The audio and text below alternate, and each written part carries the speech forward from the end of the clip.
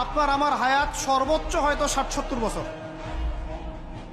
আরো হয়তো আল্লাহ বাড়াই দিলে ১০০ বছর, এর বেশি গড়াইও আমাদের নাই আছে।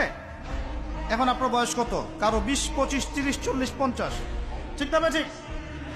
এখন আপনি বাসায় গিয়ে চিন্তা করে দেখেন, যদি আমাদের হায়াত হয় ৬০ বছর, আল্লাহ আমাদেরকে যেন দীর্ঘ নেক হায়াত দারাজ করে না, আমিন।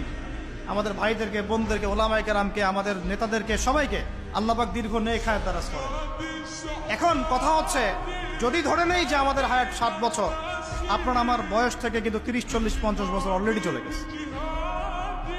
এখন চিন্তা করবেন যে এই সময় যেটা চলে গেল, এই সময়ের মধ্যে আমি কতটুকু নামাজ পড়েছি, কতটুকু রোজা রেখেছি, যাকাত দিয়েছি কতটুকু, হজ ফরজ হয়েছে করেছি কিনা, দিনের পথে আমার অবদান কি, দিনের পথে আমার অবদান কি, আল্লাহর দিনকে যে আল্লাহ সাহায্য করতে বললেন আমি কি করেছি, এই ৬০-৭০